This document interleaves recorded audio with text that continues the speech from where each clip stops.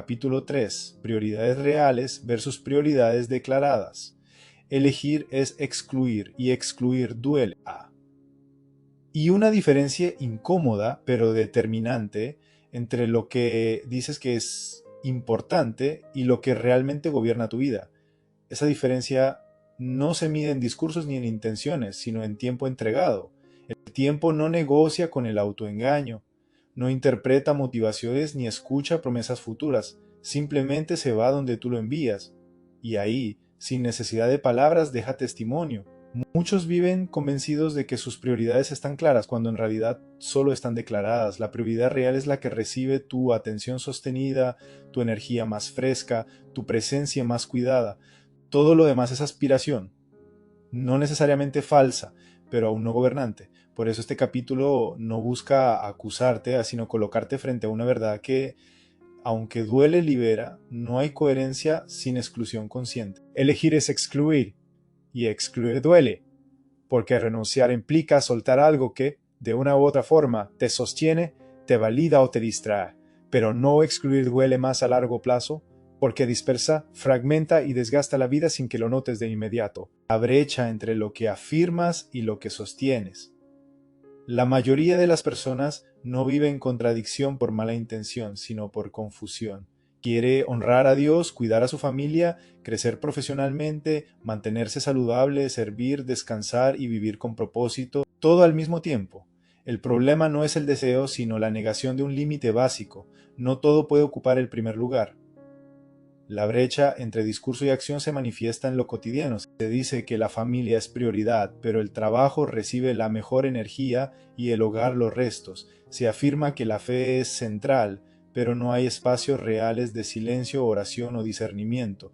Se habla de salud, pero se normaliza el agotamiento. No hay mala fe, hay desorden. La escritura lo expresa con sobriedad. Este pueblo de labios me honra, mas su corazón está lejos de mí. No se trata de hipocresía consciente, sino de una vida desalineada donde el corazón y el tiempo que lo sigue está dividido. Stephen Covey fue claro al señalar que el problema del tiempo no es la falta de horas, sino la ausencia de prioridades basada en principios. Cuando los principios no gobiernan, las urgencias externas lo hacen, y vivir reaccionando, incluso con buenas intenciones, termina agotando el alma. Esta brecha cansa porque exige sostener dos relatos distintos, el que dices creer y el que practicas cada día. La paz no se pierde por hacer mucho, sino por vivir desalineado.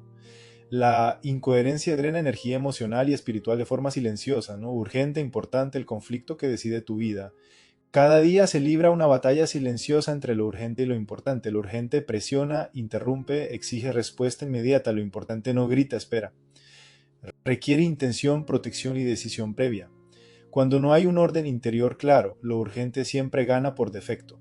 Estudios sobre uso del tiempo y productividad muestran que una gran parte de la jornada se consume en interrupciones, reactividad y tareas de bajo impacto, mientras que las actividades que construyen sentido, relaciones, salud, reflexión, planificación, quedan relegadas. No por incapacidad, sino por falta de exclusión consciente. En la vida espiritual ocurre lo mismo. Lo urgente puede ser una necesidad ajena, una demanda legítima, incluso un servicio noble. Lo importante suele ser la intimidad, el discernimiento, el descanso, la escucha profunda. Jesús mismo se retiraba del ruido aun cuando había multitudes esperando, levantándose muy de mañana, siendo aún muy oscuro, salió y se fue a un lugar desierto y allí oraba. No era evasión, era gobierno. Cuando no distingues entre urgente e importante, terminas ocupado pero vacío, activo pero sin dirección. El tiempo comienza a servir a las demandas externas en lugar de responder a un propósito claro. Elegir es excluir, la renuncia que ordena el alma. Aquí aparece una verdad que muchos evitan mirar de frente. No se puede priorizar sin renunciar. Toda elección real deja algo fuera. Y ese acto de exclusión suele doler porque confronta expectativas, miedos y apegos no resueltos. Decir sí a tu familia implica decir no a ciertas extensiones laborales. Decir sí a tu salud implica decir no a ritmos insostenibles. Decir sí a tu fe implica decir no a una vida permanentemente saturada, no porque las otras cosas sean malas, sino porque no pueden ocupar el mismo lugar. La escritura lo expresa con claridad. Ninguno que milita se enreda en los negocios de la vida, a fin de agradar a aquel que lo tomó por soldado. El problema no es trabajar, servir o responder, el problema es enredarse. El enredo aparece cuando no sabes qué va primero. Elegir es un acto espiritual porque revela obediencia práctica. Si alguno quiere venir en pos de mí, niéguese a sí mismo. Negarse no es castigarse, es ordenar deseos. Es reconocer que no todo impulso merece obediencia. Cuando no hay renuncias conscientes, el tiempo se dispersa. Cuando las hay, el tiempo comienza a ordenarse, no por perfección, sino por gobierno. En este sentido, el tiempo no solo refleja prioridades, da testimonio, habla de la fe vivida, no de la fe declarada, habla de la obediencia cotidiana, no de las intenciones. Por sus frutos los conoceréis. El fruto se ve en la forma de vivir, de decidir, de descansar, de relacionarse. Una vida desordenada produce ansiedad. Una vida alineada produce paz, aún en medio del esfuerzo. Nada de esto busca dejarte cómodo, busca dejarte claro. Claro respecto a la brecha entre lo que dices y lo que haces. Claro respecto al costo de no excluir. Claro respecto a una verdad que no admite atajos. Todo, sí, no consciente es un no a lo esencial. Aquí no se resuelve todavía cómo priorizar. No se aplica aún la herramienta completa. Solo se abre la herida necesaria. Porque sin incomodidad no hay transformación y sin renuncia no hay gobierno real. Lo que sigue bajar esta verdad a decisiones visibles y sostenidas. Exige obediencia práctica, no discurso refinado. Exige enfrentar el precio real de decir sí sin conciencia y aprender a renunciar con propósito. Renuncias conscientes y obediencia práctica. Ver la brecha entre lo que dices y lo que haces fue un primer golpe de realidad. Reconocer que no todo puede ocupar el mismo lugar abrió una verdad incómoda, pero ahora el camino se vuelve más exigente, porque ver no transforma. La transformación comienza cuando estás dispuesto a renunciar, no a ideas abstractas, sino a decisiones concretas, no a lo que no duele, sino a lo que sí. La obediencia real no se mide por lo que sientes, sino por lo que eliges cuando nadie te observa. No se manifiesta en discursos elevados, sino en decisiones pequeñas, repetidas y sostenidas en el tiempo. Por eso esta entrega no suaviza el mensaje. Sin renuncias conscientes no hay prioridades reales. Y sin prioridades reales no hay gobierno personal. Renunciar no es perder, es ordenar la vida. Vivimos en una cultura que asocia renunciar con fracaso, limitación. Pero en la lógica del reino, renunciar es ordenar. No es negarse la vida, es elegirla correctamente. Jesús lo expresó con claridad: donde esté vuestro tesoro, allí estará también vuestro corazón. El tesoro no se define por lo que admiras, sino por lo que proteges con tu tiempo. Renunciar no es un acto emocional, es una decisión espiritual. Implica decir no a ciertas demandas legítimas para decir sí a lo esencial. Implica aceptar que no todo lo bueno es necesario y que no todo lo necesario puede esperar. Aquí la obediencia deja de ser un concepto abstracto y se vuelve práctica cotidiana. Charles Spurgeon advertía que muchos creyentes confunden fervor con obediencia, actividad con fidelidad. El resultado es una vida ocupada pero poco fructífera. La renuncia consciente rompe esa ilusión porque obliga a alinear intención con acción, no desde la culpa, sino desde la responsabilidad adulta. Renuncias visibles en las áreas que sostienen la vida. La coherencia no se declara, se construye, y se construye cuando las renuncias se vuelven visibles en las áreas clave de la vida. En la fe, renunciar significa proteger espacios reales de silencio, oración y escucha. Decir no a la prisa espiritualizada y a la saturación constante. Estad quietos y conoced que yo soy Dios. La fe madura no corre y discierne. En la familia, renunciar implica poner límites al trabajo cuando invade la presencia. Decir no a dispositivos, correos o llamadas que fragmentan la relación. Estudios sobre vínculos familiares muestran que la calidad del tiempo compartido tiene mayor impacto que la cantidad, pero esa calidad exige exclusión consciente. En el trabajo, renunciar es dejar de confundir ocupación con efectividad. Stephen Covey insistía en que la verdadera efectividad nace cuando alineas tus acciones diarias con tus valores más profundos, no con la presión externa. Decir no a tareas irrelevantes es una forma de obedecer al propósito. En la salud, renunciar significa abandonar ritmos insostenibles. Decir no a la normalización del agotamiento. La Organización Mundial de la Salud reconoce el estrés crónico como uno de los principales factores de deterioro físico y emocional. No cuidar el cuerpo no es sacrificio, es negligencia disfrazada. En el descanso, renunciar es soltar la culpa, decir no a la idea de que descansar es perder tiempo.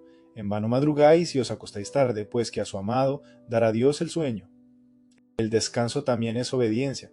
Estas renuncias no empobrecen la vida, la ordenan, y lo que se ordena comienza a dar fruto. El precio invisible de decir sí, sin conciencia. Cada sí no consciente tiene un costo no siempre inmediato, pero siempre acumulativo. El problema es que ese costo rara vez aparece en la agenda, aparece en el cuerpo, en las relaciones, en el ánimo, en la paz interior. Decir sí a todo genera la ilusión de compromiso, pero produce desgaste. Decir sí sin discernimiento fragmenta la atención y diluye el propósito. Estudios en psicología organizacional muestran que la sobrecarga de compromisos reduce la calidad del desempeño y aumenta la sensación de vacío, incluso en personas altamente motivadas. Aquí se manifiesta con claridad el dimi de las prioridades, el dolor invisible de no renunciar a tiempo, conversaciones postergadas, límites no puestos, vocaciones diluidas, cuerpos que colapsan, espiritualidades mecánicas, no por falta de fe, sino por falta de exclusión. La Escritura lo dice sin rodeos, todo me es lícito, mas no todo conviene. Poder hacer algo no significa que debas hacerlo. Madurez no se mide por la cantidad de opciones abiertas, sino por la claridad para cerrarlas. La matriz de renuncias conscientes, obediencia en acción. Aquí emerge una herramienta que no es técnica, sino espiritual, la matriz de renuncias conscientes. Su pregunta central no es qué quiero hacer, sino qué debo dejar de hacer para sostener lo esencial. Cada prioridad real exige una renuncia visible. Si no puedes nombrar aquello a lo que renuncias, probablemente no estás priorizando, solo estás deseando. La matriz no busca perfección, busca coherencia, no promete facilidad, promete orden. La Biblia lo expresa con sobriedad: el que es fiel en lo poco también es fiel en lo mucho. La fidelidad se prueba en decisiones pequeñas y sostenidas. Renunciar a tiempo es una forma concreta de fidelidad cotidiana. Aparte del libro, no busca dejarte tranquilo, busca dejarte responsable, responsable de tus renuncias, responsable de tus sí y de tus no, responsable del costo de no decidir. Todavía no se muestra el fruto completo. Aún no hablamos de la paz que emerge ni de la plenitud que se experimenta cuando la vida se ordena de verdad. Eso viene después, porque el fruto no se impone, se revela con el tiempo. Y cuando las prioridades se sostienen, algo nuevo aparece, no como emoción pasajera, sino como estado interior estable. Ese es el siguiente umbral, el fruto visible de una vida priorizada, donde la paz deja de ser una promesa y comienza a convertirse en evidencia. Fruto, paz y sentido. Cuando las prioridades dejan de ser aspiraciones y comienzan a sostenerse en renuncias conscientes, algo cambia de manera perceptible, no de forma espectacular ni inmediata, sino profunda y estable. El fruto aparece, no como recompensa, sino como consecuencia natural del orden. El tiempo empieza a dejar de doler, la vida deja de sentirse fragmentada. Y una paz distinta, sobria, firme, silenciosa, comienza a instalarse. Esta paz no nace de tener todo resuelto, sino de saber qué va primero. No es ausencia de problemas, es presencia de dirección. No es comodidad, es coherencia. Y esa coherencia es el primer signo visible de una vida gobernada. La paz como señal de una vida alineada. La paz verdadera no se produce cuando desaparecen las exigencias, sino cuando el corazón deja de pelear con sus propias decisiones. Cuando las prioridades están claras y sostenidas en el tiempo, la tensión interna disminuye. Ya no necesitas justificarte constantemente ni cargar con la culpa silenciosa de estar fallando en algo indefinido. La vida comienza a alinearse desde dentro. La Escritura lo expresa con precisión. Y la paz de Dios, que sobrepasa todo entendimiento, guardará vuestros corazones y vuestros pensamientos. Esta paz no es meramente emocional, es estructural, guarda, ordena y sostiene. Aparece cuando hay gobierno interior y coherencia entre lo que se cree y lo que se vive. En la vida cotidiana, esta paz se manifiesta de formas concretas: duermes mejor, decides con menos ansiedad, dices no sin culpa y sostienes tu sí con mayor firmeza, no porque la vida sea más simple, sino porque está mejor ordenada. Estudios en psicología del bienestar muestran que las personas con valores claros y decisiones coherentes experimentan menores niveles de estrés crónico y mayor estabilidad emocional, incluso en contextos exigentes. Plenitud o agotamiento, el fruto que revela el orden. El agotamiento no siempre es señal de exceso de trabajo, muchas veces es señal de desorden prolongado.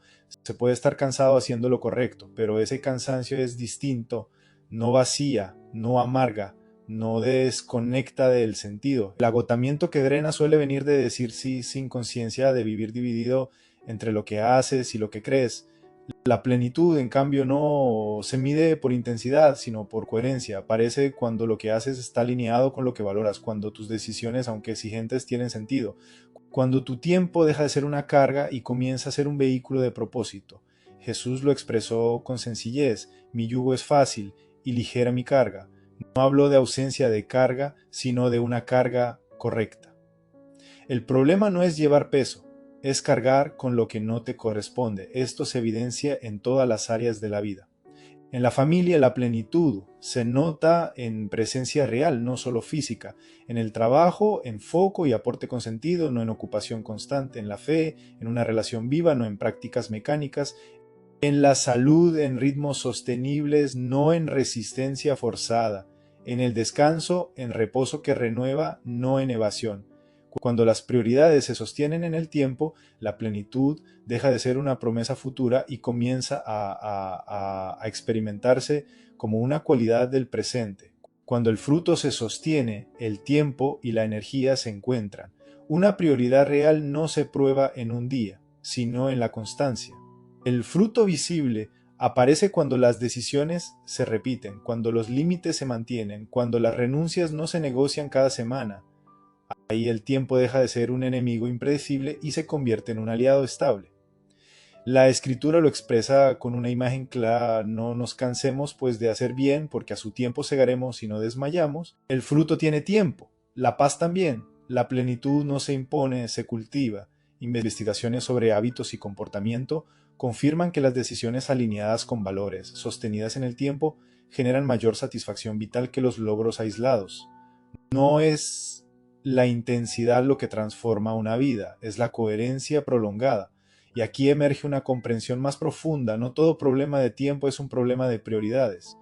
Aún con prioridades claras, muchas personas siguen agotadas, no porque elijan mal, sino porque no han atendido la base invisible que sostiene sus decisiones, la energía. El tiempo puede estar ordenado, pero si la energía está fragmentada, el desgaste continúa. La vida no se vive solo con horas, se vive con energía física, emocional, mental y espiritual. Cuando una de estas dimensiones se desordena, el tiempo se resiente. Cuando se integran, el tiempo se vuelve fértil. La escritura lo anticipa con sabiduría. Los jóvenes se fatigan y se cansan, pero los que esperan en el Señor tendrán nuevas fuerzas. No habla de más tiempo, sino de fuerza renovada para sostener lo que se ha elegido.